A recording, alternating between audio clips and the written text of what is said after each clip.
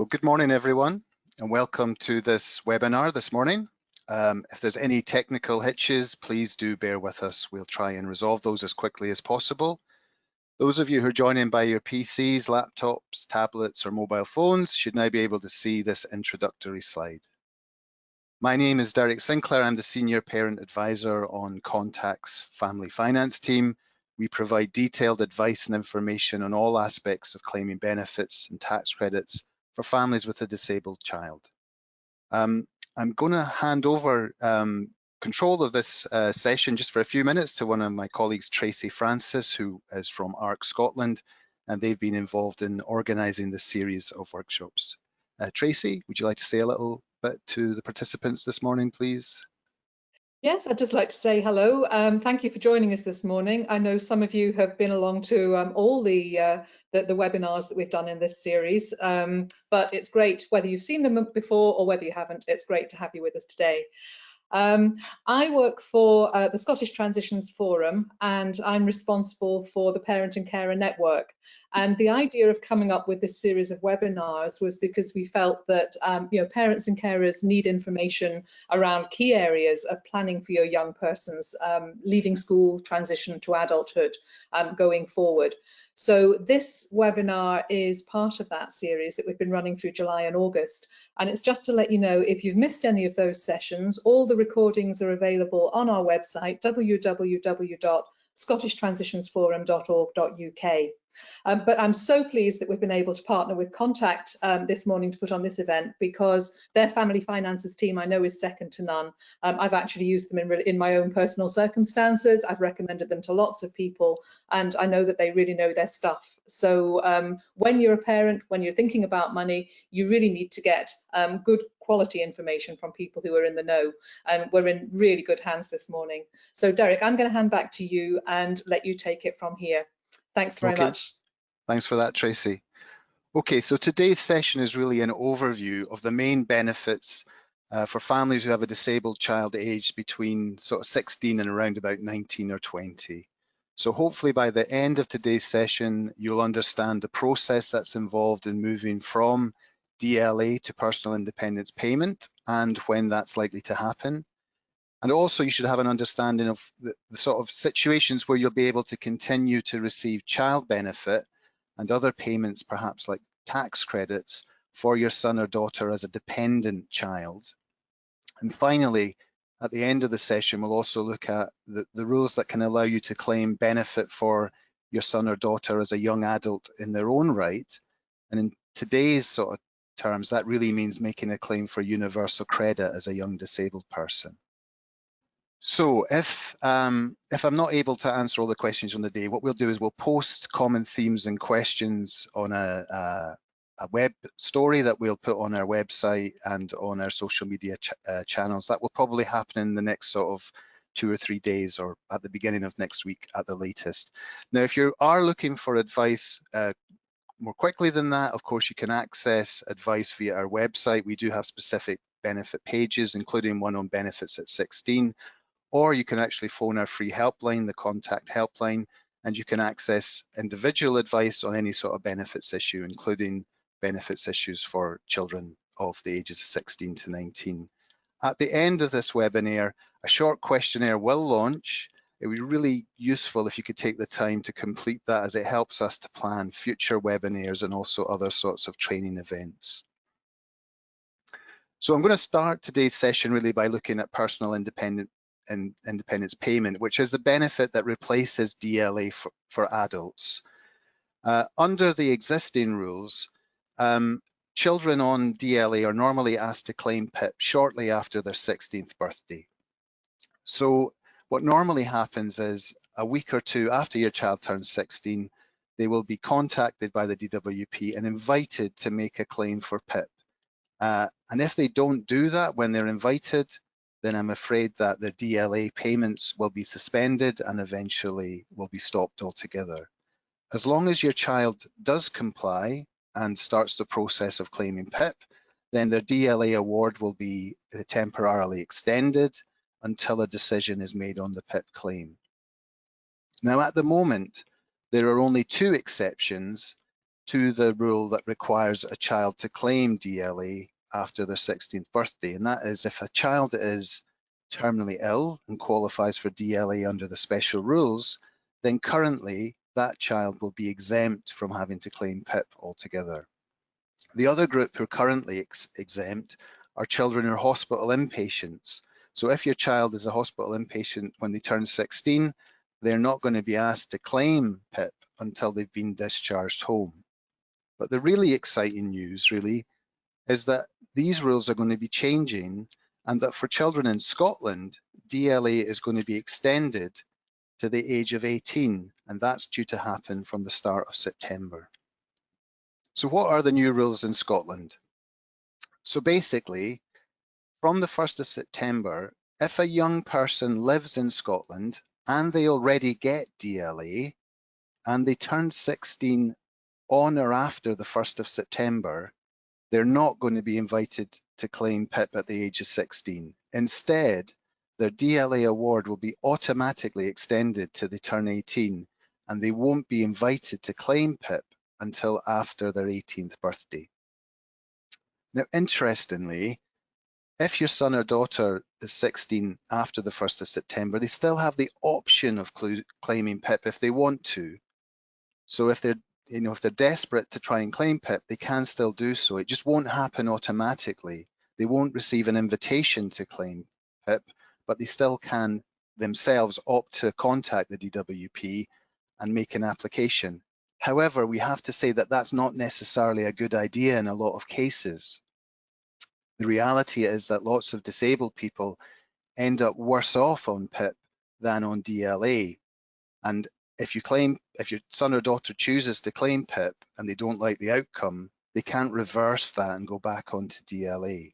So really, our advice is we wouldn't suggest that any young person opt to claim PIP themselves unless they first had very detailed advice from a benefits advisor.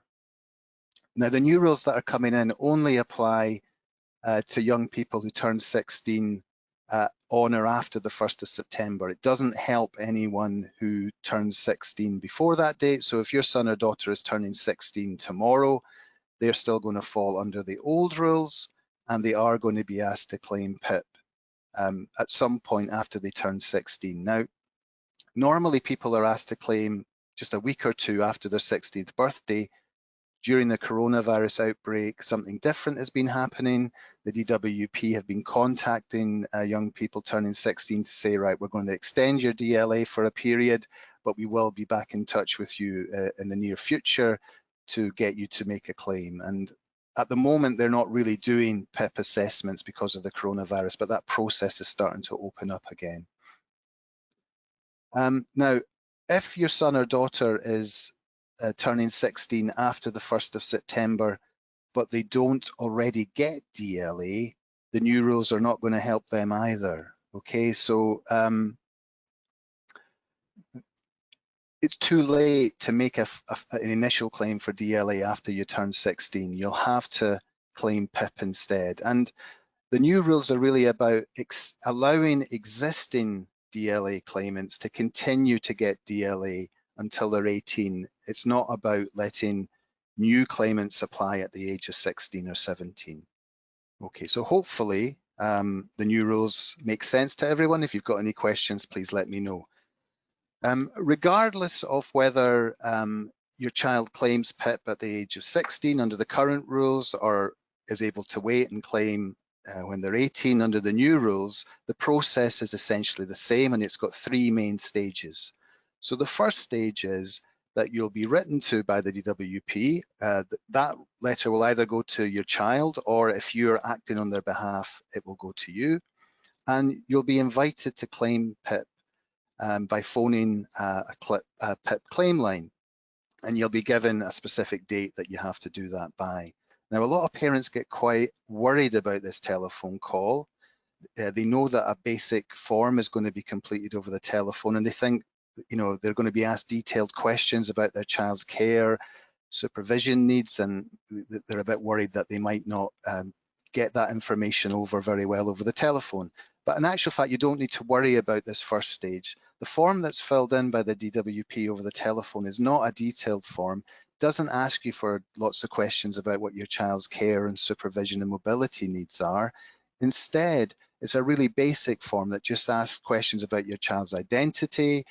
It asks about who the doctors are that are involved with your child's care, if there are other professionals involved, what the school or college is that they attend, and also just checks that there's not certain barriers to them claiming, like there's no immigration restrictions. Once the DWP are confident that your child will potentially be entitled to PIP, then the second stage is that they'll send out a written questionnaire for your son or daughter to complete and return. This is called the PIP2 questionnaire, or how your condition affects you. And really, this is the equivalent to the DLA form. This is what's really important to take your time in completing. So this is a self-assessment form which asks you to explain in detail what sort of difficulties you have in terms of needing assistance, needing supervision, needing prompting to do a number of tasks. So that's a really important part of the process. At that stage, as well as returning the questionnaire, you can also send additional information in the form of supported evidence. Now, for most people, there's usually a third stage, which is the involvement of a consultation with a health professional. So this is not your own doctor, it's not a consultant that knows your child. This is a health professional employed by a private company called Independent Assessment Services. Now, normally, these assessments take place face-to-face at a medical centre. During the coronavirus, there are no face-to-face assessments currently happening. So what will probably happen in your child's case, if they're assessed at some point in the near future, is either there won't be a stage 3, either the decision will just be based on the written evidence, or if there is a consultation, it will be done over the telephone. Your chances of getting a decision just based on the paperwork is much better if you can provide detailed supportive evidence at stage 2 alongside the PIP2 questionnaire. Now, for people who are used to DLA, PIP looks very similar. Okay, it looks and feels very familiar to anyone who's used to dealing with disability living allowance. So it's got two types of payment. There's a mobility component. There's also a daily living component, which is the equivalent to the care component, and it looks at the need for care and supervision. It's not means tested. It can be paid both to disabled workers and to people who are out of work. There's special rules for the terminally ill, and there's special rules for people who are in residential care. In addition, if you get PIP, it can also act as a gateway to other types of help, things like mobility vehicles, additional tax credit payments, eligibility for carers allowance. So all of these things are really similar to what currently happens under DLA. If we look at more sort of closely, though, we'll see that a lot of those things that seem very familiar are quite superficial. There's some real major differences between PIP and DLA.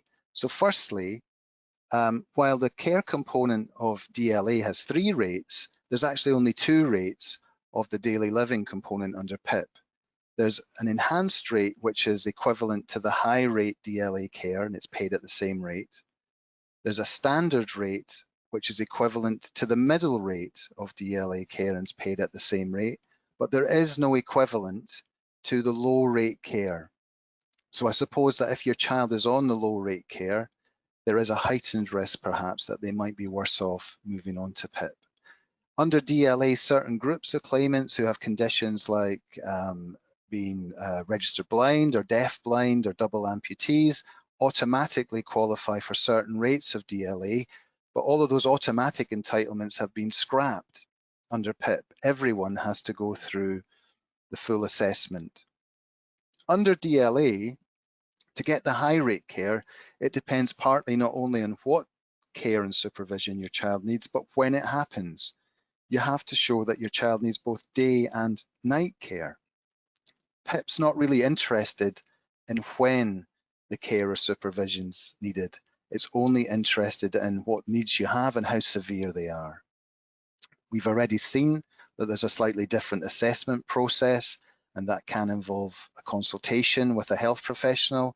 But more fundamentally, PIP and DLA are not necessarily measuring the same things. There's a different criteria for PIP, and there's a different way of assessing whether your child qualifies for the benefit, and it uses a points-based system, which is something completely unknown under DLA.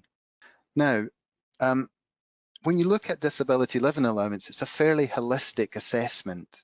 What they do is they compare your child with the average child of the same age, and if your child has additional care of any type or needs supervision of any type and for any reason linked to their condition, it's going to be taken into account. But personal independence payment is a much more targeted benefit. The assessment is targeted at particular areas. And if we look at the daily living component, which is the equivalent to the care component of DLA, then really what they're only looking at is 10 specific areas. These are the areas that they see as being the most important ones for independent living. So it includes things like cooking, it includes washing and bathing, dressing and undressing, mixing with other people, making budgeting decisions. These are the things that they're going to look at. Your child might have needs in other areas. For example, you might have a child who needs physical assistance to get in and out of bed. But actually, it doesn't matter how severe that problem is, it's not going to be taken into account because it's not one of the activities that the PIP assessment considers. So what the PIP assessment does is it looks at the need for physical help, for prompting, for supervision in each of these areas to see whether you need help to undertake these tasks reliably. So the test is not whether your son or daughter can undertake these tasks as a one-off, it's whether they can do it reliably, which means as many times as required. It means to do it safely. It means to do it to an acceptable standard and also to do it within a reasonable amount of time. The more help that you need to undertake a task, then the higher the score is that you get. So if we look at the first of these descriptors, which is preparing food, you can see there's a number of different scores that someone could receive. So if they can prepare and cook a simple meal for themselves without anyone helping them or without any aids or appliances, then they're going to score no points. It'll be 0 points. If they need to use an aid or appliance to cook, then it's 2 points. If they can cook, but only by using a microwave rather than a conventional cooker, they would get 2 points. If they need prompting to cook, they can get 2 points. If, however, they need supervision to safely cook or physical assistance to cook, then they would score 4 points. And even if they can't cook a simple meal, even with prompting, supervision, or assistance, then they would score 8 points. So if someone actually meets more than one of these descriptors, so let's just say your son or daughter needs both prompting and assistance, they would score the higher of the two descriptors that applies. So in this case, they would get 4 points rather than 2. So the DWP will go through each of the 10 daily living activities. They will give your son or daughter a score for each one, and that could vary from 0 up to 8 points. They then add together the total number of points. If your child scores between 0 and 7 points, they do not qualify for the daily living component. If they score between 8 and 11 points, they would get the standard rate, or if they score 12 points or above, then they'll qualify for the enhanced rate. Now, there's also a mobility component, and the mobility component only has 2 activities. So there's an activity which measures your ability to move around, which is just to get up and to walk a distance. Now, rather controversially, to qualify for the enhanced rate of mobility, the equivalent to the high rate, purely on the grounds of moving around, you have to show that you can't walk more than 20 meters. The equivalent test under DLA is that your child can't walk 50 meters without severe discomfort. So you do have a situation where some young people who can walk perhaps more than 20 meters but less than 50 meters might find that they go from the higher rate DLA mobility to the standard rate of PIP mobility. There is, however, another PIP mobility activity, and that's that of planning and following a journey. So this is about looking at someone's ability to sit down, work out how they're going to get from A to B, and then to reliably follow the route of that journey without help or assistance. So if someone is unable to do that, whether it's because of learning difficulties or a sensory impairment or autism, or perhaps because of mental health issues like panic attacks out of doors, they may well pick up points on this activity as well, or instead of moving around. Now, interestingly, some children with learning difficulties can find it easier to qualify for the enhanced or higher rate of mobility under PIP than they do under DLA. Because if you can show that your child's unable to plan and follow even familiar journeys without assistance, they should score 12 points and qualify for the enhanced rate. Whereas under DLA mobility rules, if a child's got a severe mental impairment, they not only need to show that they need help out of doors, but they need to show they've got disruptive and extreme behavior. They need to show that they've got nighttime care needs. So arguably, for some children, this is a much easier way of getting the higher rate. And there are certainly some children that are winners, particularly around the mobility component when they move from DLA to mobility, to PIP. Now, the crucial issue here is before you even sit down and consider completing a child's PIP assessment form, the questionnaire that's sent out, you really need to make sure that you're familiar with the scoring system. So, it's in your interest to be familiar with it, because what you're actually doing when you're filling in the form is you're self-rating your child, you're scoring your child.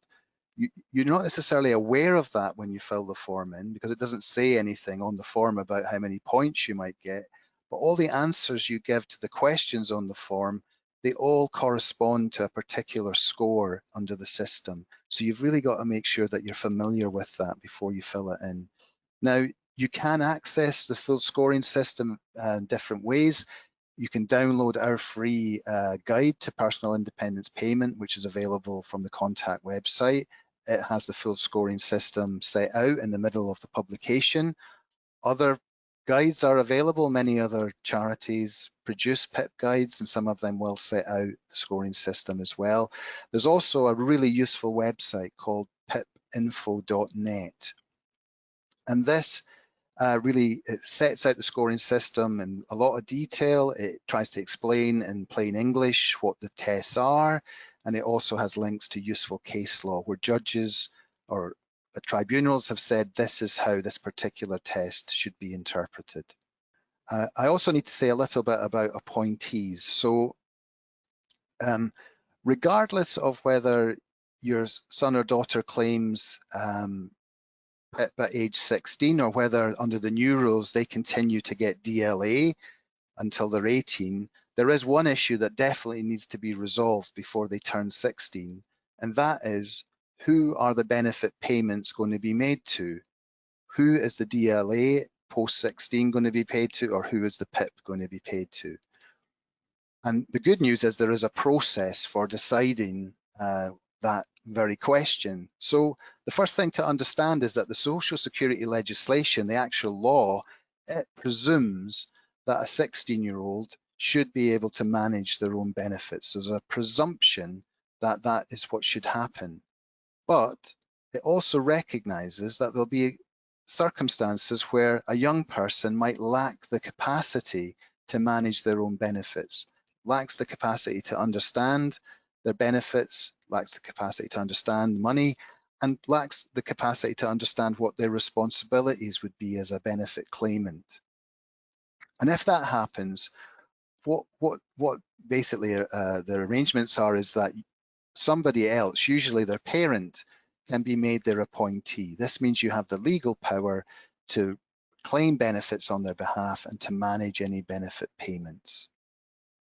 Now, I want to be clear that you can only be granted an appointeeship if your son or daughter lacks mental capacity, not because it's more convenient for everyone. You can't be granted an appointee because you think your child lacks the maturity to make sensible decisions about how they spend the money, nor can you be granted an appointeeship if your son or daughter doesn't want the responsibility. There has to be some evidence that they lack capacity, and that's almost always mental capacity, although I suppose in extreme cases, it could be where a child lacked the physical capacity to do that. Now, normally the process for deciding whether an appointeeship is needed is that, first of all, they write to you several months in advance of your child turning 16 and ask you whether you think your child has capacity or not. If you indicate that you don't think they have, they will then try and conduct an assessment to decide whether they agree with that. Now, normally that's done at your home. Someone from the job centre would come out and certainly would interview you and possibly try and meet with your child. During the coronavirus outbreak, there are no face-to-face home visits happening, so those assessments, I'm assuming, are taking place over the telephone. Once granted the power of appointee, it applies to other benefits that you want to claim for your child. So it's really important, though, that you keep a copy of the letter you get confirming that you're an appointee, because we've had parents who've had difficulties trying to claim universal credit for their son or daughter and having to prove that they're an appointee. And it's much easier as a process if you've got that letter from either the DLA unit or the PIP unit confirming that you're the appointee for that benefit. The process should be much smoother. Being an appointee doesn't confer any wider powers to manage your son or daughter's affairs. If your son or daughter has other assets, if they've inherited money, for example, you don't have a power to manage those other assets simply because you're their appointee for benefits purposes. You'd need legal advice about becoming their financial guardian. That's all I intended to say about personal independence payment at this point. I'm just going to have a look and see what questions we've received thus far. If you just bear with me a second. Well, we did have one written question actually that someone had sent in advance of the session, and they'd been asking, it's Claire who'd asked, she's got a child who's already 18 and she hadn't actually applied for an appointeeship at the point their child had turned 16. And she was asking whether it was too late to now be their appointee. Well, it's an interesting question. I mean, I think it's not impossible to become a child's appointee at 18 if you can show that your child has been struggling and lacks the capacity to manage their benefits, although the assumption was that they could manage. If you can show that that's not worked and that they've really been struggling to do so, or if you could show that the child's condition perhaps has deteriorated or their abilities have been compromised in some way, then it might be possible. But I suppose you will be up against a slightly uphill struggle there, because if your child's been receiving benefits since the age of 16 and it appears to have been working quite smoothly, the DWP might take a bit of convincing that they lack capacity, but certainly it's not impossible. Okay, so now we're going to look at other benefits. We've considered the move from DLA to PIP, but what about other benefits that someone might be able to claim for a son or daughter who's aged between 16 and 19? Well, really, there's generally a choice of one of two options. If your child remains in full-time non-advanced education, then it means potentially that you as their parent can continue to claim benefits for them as a dependent. So you can claim benefits for them as part of your family still. So you can get benefits like child benefit or possibly child tax credit, or possibly if you're a family who are on universal credit, you can continue to get child payments for them as a dependent. The alternative is that the young person might possibly be able to claim benefit in their own right as a young disabled person. These days, what that means almost in all cases is that they would make a claim for universal credit in their own right. But there are particular barriers to that happening if your son or daughter is in education. And one of the things we also need to make clear is that these are two options. What you definitely can't do is both of these things at the same time. Because if your child is awarded universal credit in their own right, it automatically brings any child benefit or other payments for them as a dependent to an end immediately.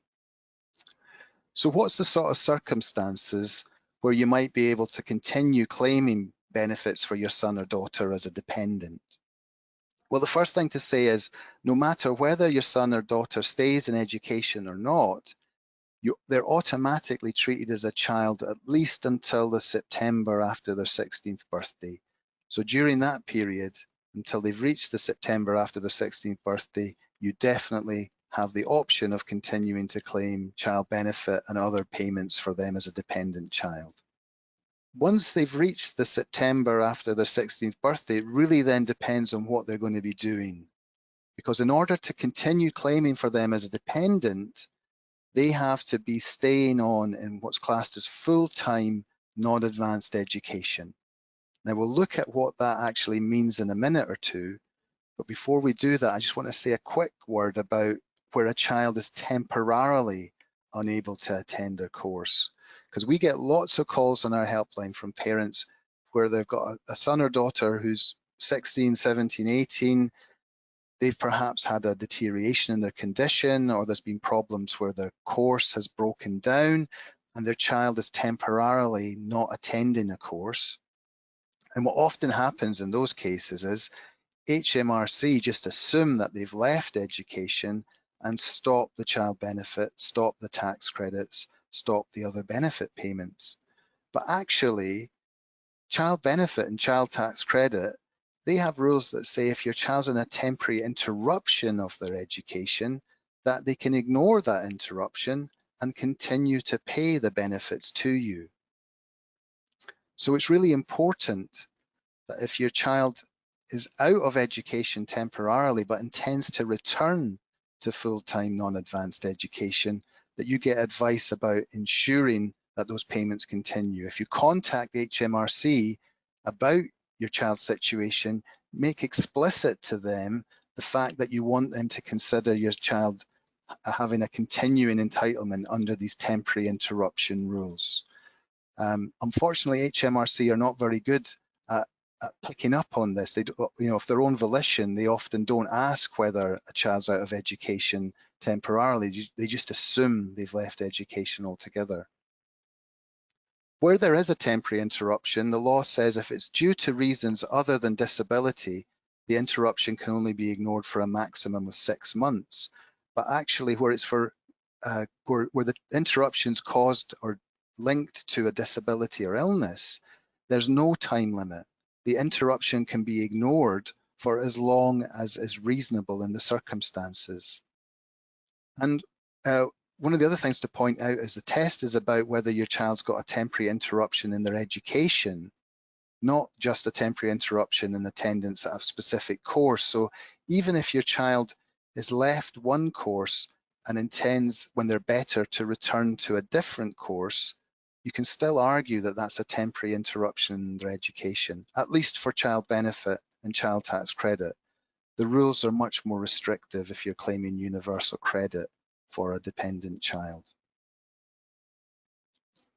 Now, I'd said earlier that this whole issue about full-time non-advanced education is really important, because if you want to continue claiming for a dependent child, at the age of 17, 18, 19, you need to be clear that your child is attending this type of education.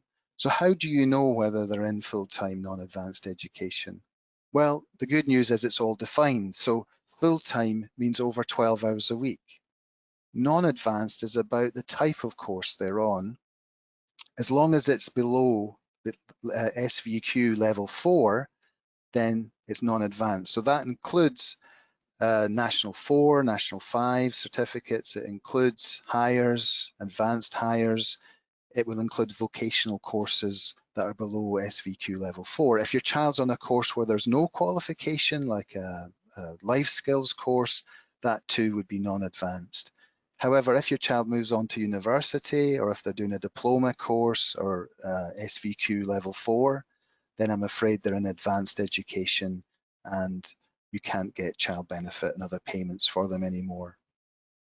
The activities that your child's doing must be classed as education, and normally it must be provided at a school, college, or other approved provider. However, it can include certain types of approved training. In Scotland, approved training is training that's done under something called the Employability Fund.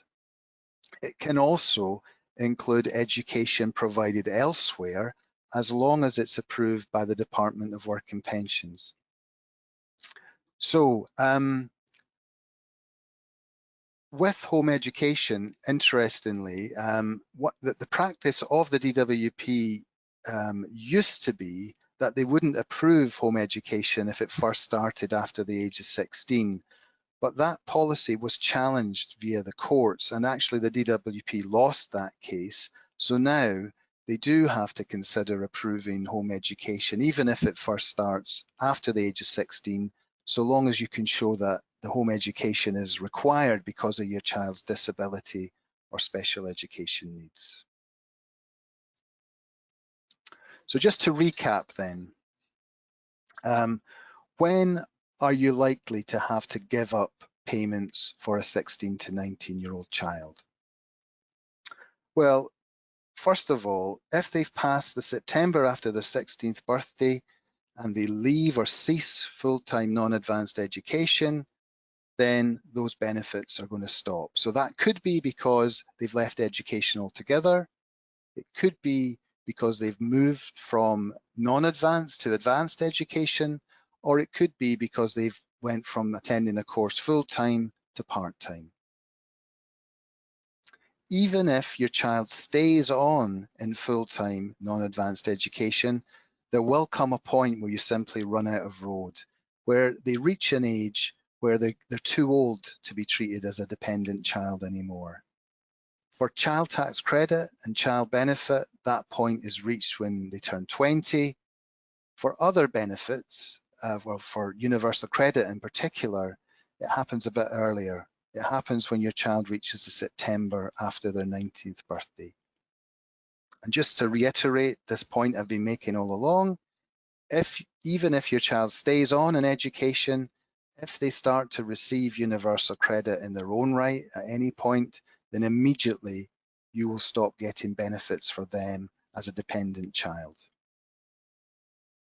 So what sort of benefits are we talking about you potentially losing if your son or daughter claims universal credit?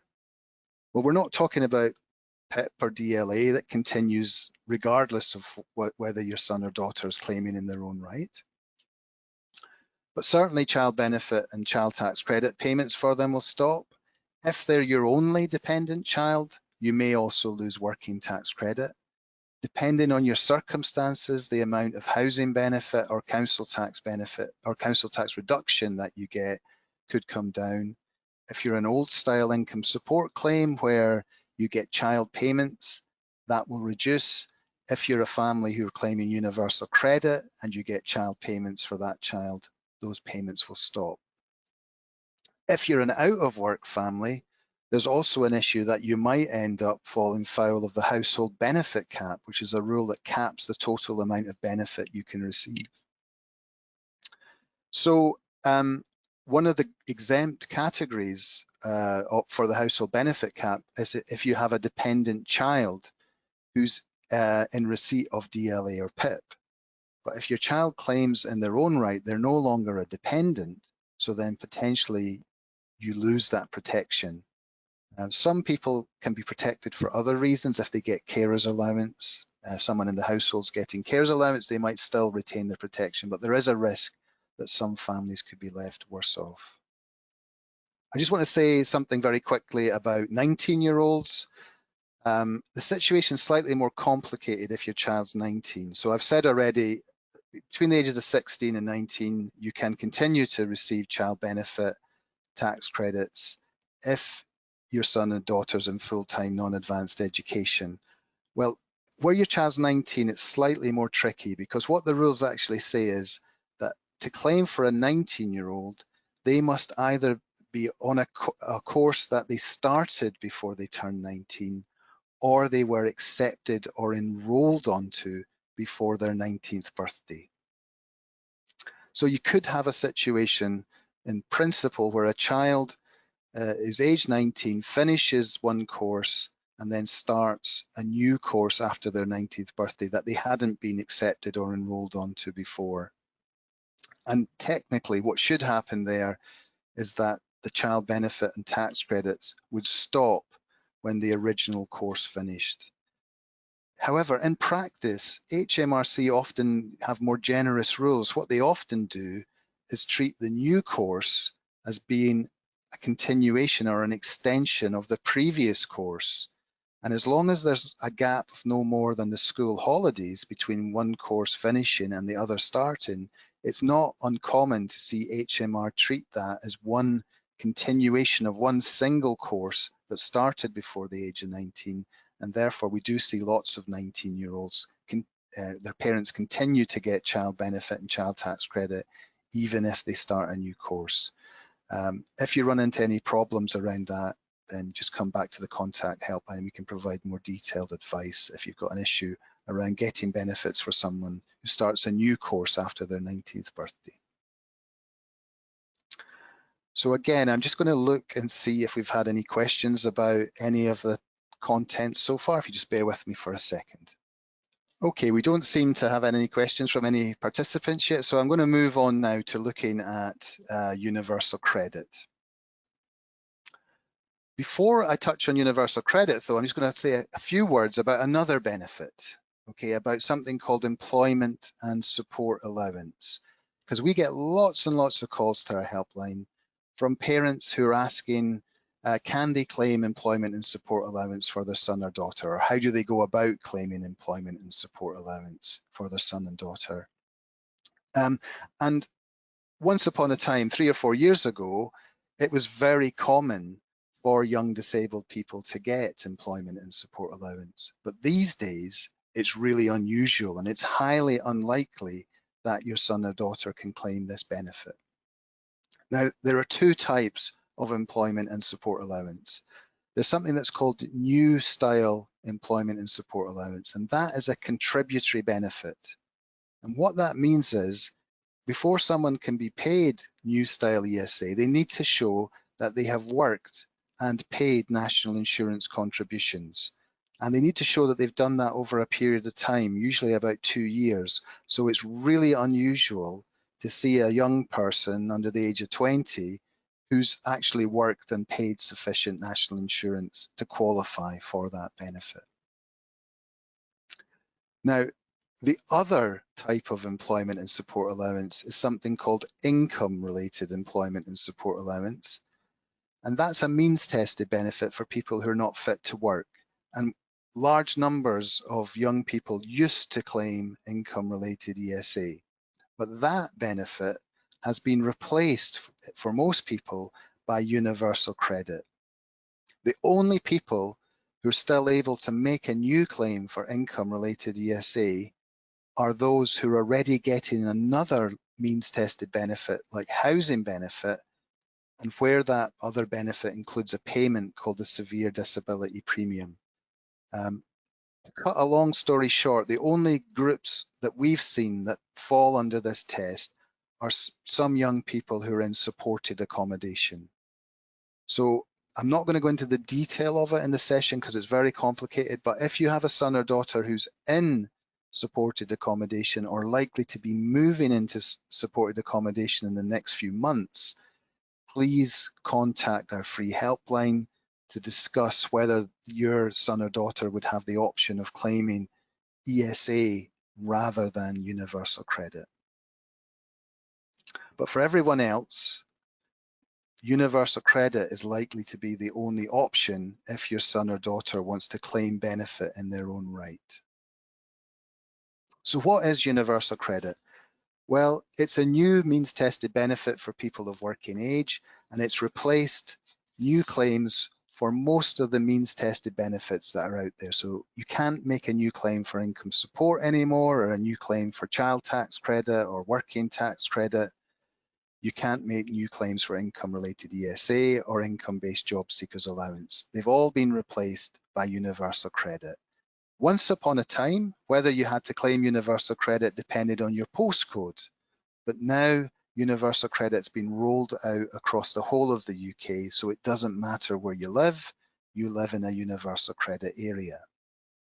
It's a means-tested benefit, but the means test applies to the young person's circumstances, not the parent. So it's your son or daughter's income and capital that's counted, and any PIP or DLA they get's ignored. Normally, someone has to be at least 18 in order to make a claim for universal credit, but there are special rules that say if you're 16 or 17, you can claim as long as you have medical certificates from your GP. Those are called fit notes. So if your GP supports you and says, yeah, you've got a limited capability for work, it is possible to lodge a claim for universal credit despite being 16 or 17. The big thing, though, that people need to understand is there are really significant barriers to successfully claiming universal credit for someone who's classed as receiving education. And in a few minutes, we're going to look at that in a lot more detail. Before we do that, though, I'm going to assume that a young person's left education or is no longer in full-time non-advanced education and is able to claim universal credit under the sort of normal rules. So normally a claim's made online via the .gov.uk website. It is possible to make a claim via a helpline instead, but that helpline is often completely inundated with calls and it can be quite difficult to get through. As part of the process, you're going to want to submit fit notes from your GP that can be uploaded onto the claim digitally. You're going to want to do that definitely if your child's 16 or 17, otherwise the claim won't be accepted. Even if your child's over the age of 18, unless you want them to be claiming the benefit as a job seeker and be forced to look for work as a condition of the claim, then you'll have to submit these medical certificates so that they're treated as someone who's claiming on the basis of their health problems. Once the claim's been accepted, you'll have an interview with a DWP staff member who's called a work coach. In normal days, this is done face-to-face at a job centre, but during the coronavirus, that would happen via the telephone. Once the claim's been processed and it's accepted, you qualify, you'll start to get paid, or your son or daughter would start to get paid universal credit at a sort of lower standard rate. If they're under 25, single, don't pay rent anywhere because they live as part of your household, initially they're not going to get more than £79 a week in universal credit. The payments are made monthly in arrears, so they're probably not going to see a payment for at least 5 or 6 weeks. Once the claim's up and running, you need to complete a questionnaire, and this questionnaire is different from the PIP questionnaire. It's something linked to a medical assessment called a work capability assessment. It's more about your child's ability to work rather than about their need for care or supervision. You may also be asked to attend a consultation with a health professional. So it's a similar process to PIP, but a different test. There's 3 possible outcomes from that assessment. 1, your child might be found fit to work, in which case they need to sign on and claim universal credit as a job seeker. 2, it might be accepted that they have a limited capability for work. In that case, the universal credit continues. It will stay at the same rate, and they might also be expected to take part in certain activities to get them more work ready. The third option is that your child is assessed as not only having a limited capability for work, but also a limited capability for work-related activity. They're assessed as being in the more severely disabled sort of category. And if your child falls into that group, then they not only continue to get universal credit without meeting any sort of requirements to do any work activities, but also they start to receive higher payments of universal credit, and the payments go up to around about, I think it's almost £160 a week in that group. Now, I say the payments start from the 4th month. It may take more than 4 months for the medical assessment to happen. So if it takes, say, 6 months for a medical assessment and your child's found to have a limited capability for work-related activity, the extra payments would then be backdated to the start of the 4th month. But really, I can't emphasize this enough. It's going to be much more complicated if your son or daughter is still in education and wants to try and claim universal credit. And the reason for that is that under universal credit, there's a general rule that says it's not possible to be paid universal credit if you're someone who's receiving education. So that's regulation 12 of the universal credit rules. And that regulation also defines what's meant by receiving education. So if you're in full-time advanced education at university, then you're caught by this rule. If you're on a course where you can get a maintenance grant or loan, you're caught by this rule. If you are a child who's between the ages of 16 and 19 and still in full-time non-advanced education, so a child where your parents could get child benefit for you, you're caught by this rule. If you're not caught by one of those three groups, there's another group that says, even if you're not in full-time education and you're not between 16 and 19 in non-advanced education, you'll still be caught by this rule if your course is incompatible with any work-related requirements attached to your universal credit claim. So if we take the situation of someone who's turning 20, for example, and they're still in non-advanced education, the child benefit and child tax credits is stopping. Well, they're not in advanced education, they're not getting a maintenance grant or a loan, and they're not between the ages of 16 and 19 in a non-advanced education. So they potentially, a 20-year-old, will potentially be able to get universal credit despite still being on a course, but only if the DWP accept that the course is not incompatible with the universal credit claim. Now, you might be able to argue that they're not incompatible for two main reasons. First of all, the work coach, the person who deals with your son or daughter's universal credit claim, they may have not placed many work-related requirements on your son or daughter. They may have said, well, look, I accept your son or daughter looks like they're very severely disabled. I don't think it's reasonable for them to be expected to do much in terms of looking for work or taking part in any activities. I'm going to switch off all of those conditions until the medical happens. And if they've agreed to do that, then if you've got little or no requirements attached to your claim, then that can't be incompatible with the course. So you should be able to qualify at age 20 in those circumstances. Even if you do have some work-related conditions attached to your claim, it might be that the course you're doing is flexible enough that the course provider will say, yeah, you can take time out and go and do these activities that the DWP want, and it's not going to cause a problem for us as a course. That's maybe more likely, particularly if your child's maybe doing a life skills course or something like that. So there might be cases where a young person who's turned 20 or past the September after their 19th birthday and in non-advanced education might be able to claim universal credit despite still being on a course. Okay, but where does that leave everyone else? So if you're in advanced education, if you're below the age of 16, if you're between 16 and 19 and in non-advanced education, you've got this problem because on the face of things, you're receiving education and precluded from being able to claim universal credit. Well, actually, there's another regulation, Regulation 14 of the Universal Credit Rules, that says that some people who are receiving education, some students, they can claim, they're exempt from Regulation 12. That includes students who have children of their own. It includes students who are without parental support, who are perhaps living apart from their family because they're estranged from them. But in terms of our interest, particularly, it also includes some disabled students. But the problem is how they've defined which disabled students are exempt, because there's two tests that your son or daughter has to meet.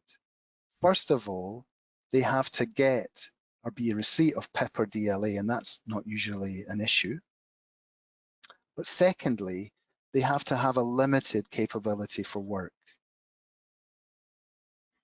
So what does that mean? Well, a limited capability for work doesn't mean that you think your child has a limited capability for work, or they think they have a limited capability for work, or even that your GP thinks that they have a limited capability for work.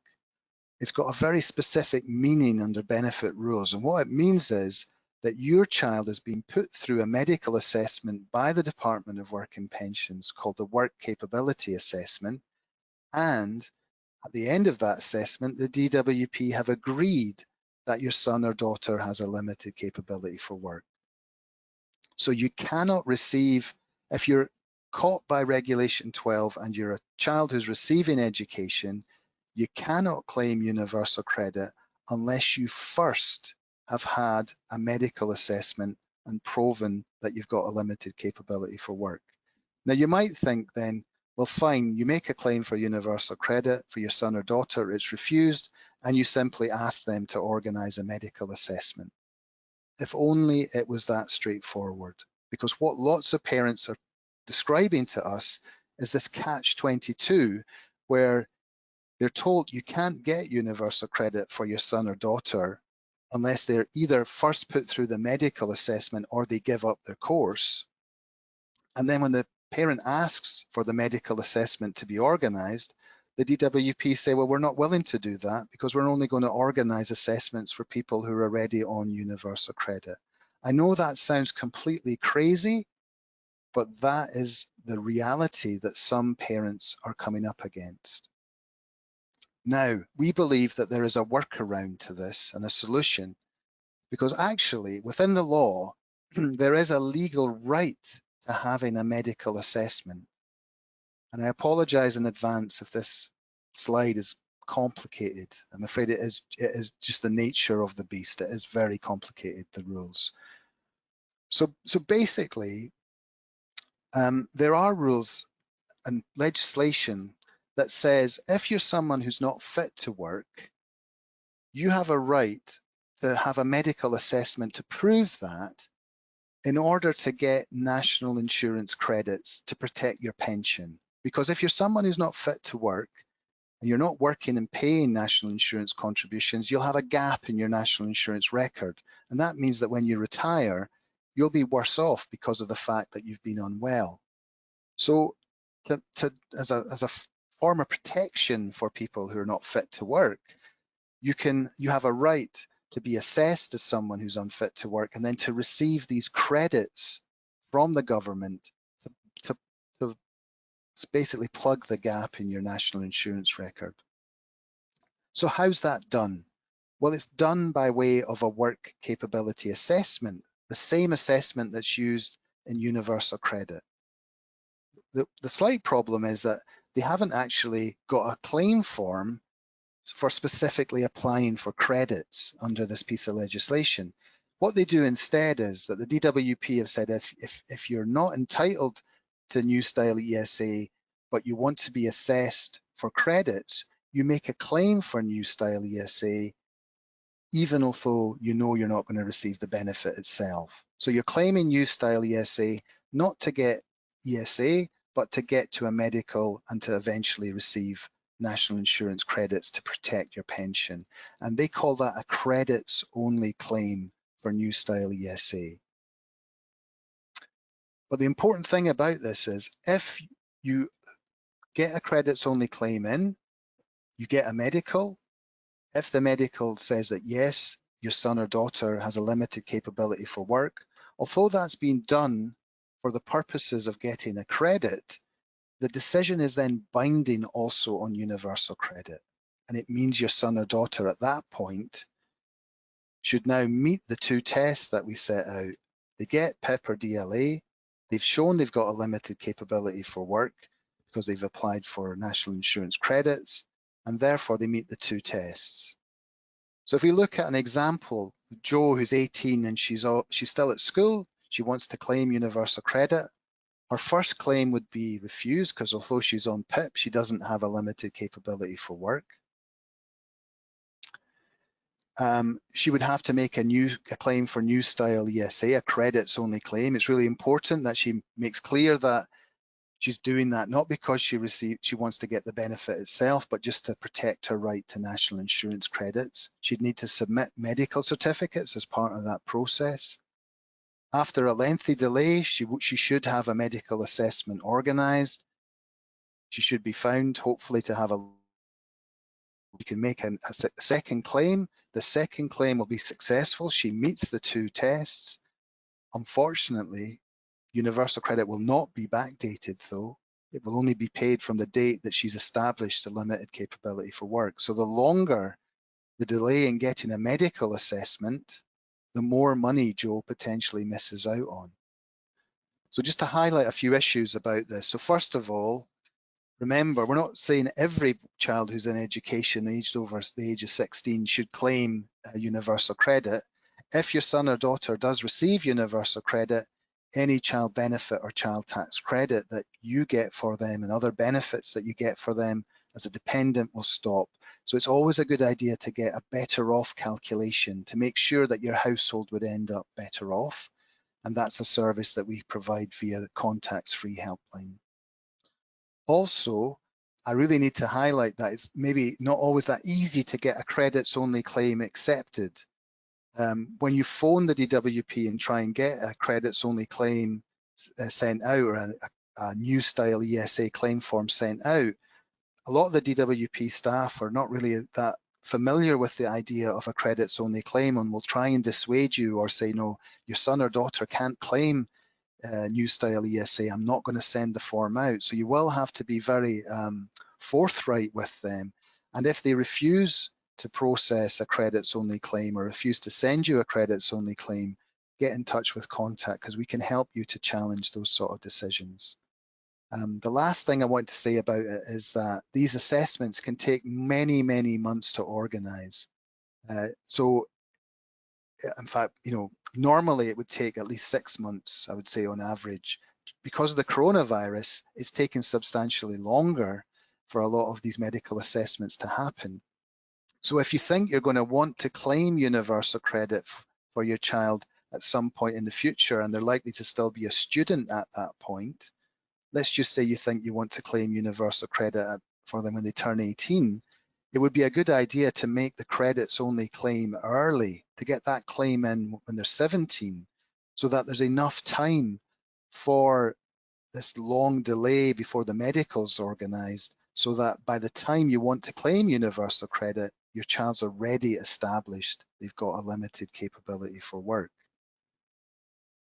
So that, yeah, I mean, we'd be saying try and get those credits only claims in as at the earliest possible point, really. Okay, so that's all the content really that I had intended to cover this morning. I'm just going to review now whether we've received any questions by this point. Just bear with me a minute. Okay, so I've had a question from Helen who's asking if I've got power of attorney, will I be accepted as an appointee by the Department of Work and Pensions? Yeah, well, actually, that's a really good point. It's probably maybe one I should have mentioned earlier. If you already have like powers to manage your child's affairs, whether it's a power of attorney or whether it's financial guardianship, then yes, you automatically will have the power to manage their benefits. Those kind of powers, those more formal powers, they actually trump the appointeeship altogether. So yeah, you shouldn't have a problem. You'll definitely have the right to manage benefits for your child in those circumstances. Okay, so just to emphasize a little bit before I pass over to my colleague Tracy just for a minute. obviously, this is a very complex area, as you've probably gathered, particularly trying to claim universal credit for your son or daughter. But there is help out there. During the lockdown, it's been difficult to get advice face-to-face because a lot of citizens' advice bureaus and other benefit projects have closed down. They are now starting to open up. Sometimes they're doing advice over the telephones rather than face-to-face. You can also access really detailed advice via contacts-free helpline, the details of which are on your screen just now. Now, in a few minutes, we're going to stop the session, but just to remind you that when the session ends, there will be a short questionnaire that will be launched. Please take the time if you can to complete it, because it's really, really helpful for us in planning other activities. And the recording of this webinar, any other questions we've not been able to answer, will all be on our website next week, so at the link that's on the screen. So I've finished everything that I was intending to say, but I'm just going to pass back over to Tracy Francis for a minute, who's going to say something quickly before she gives a final goodbye. So Tracy, if you're ready, do you just want to take over?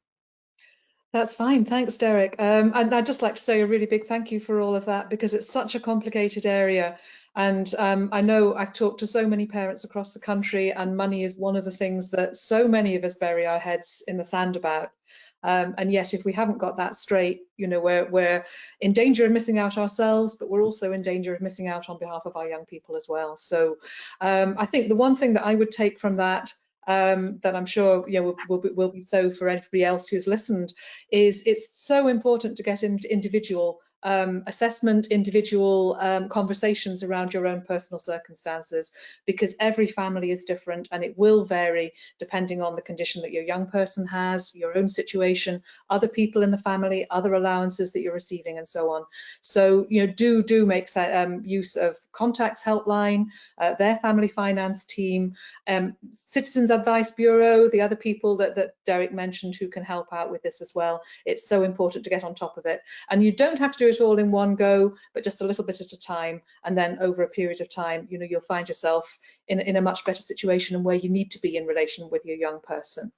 The only other thing that I wanted to mention was that it is also a contact website, but the website Talking About Tomorrow, which we've referred to before in webinars as part of this series, and that's got a whole section on finance.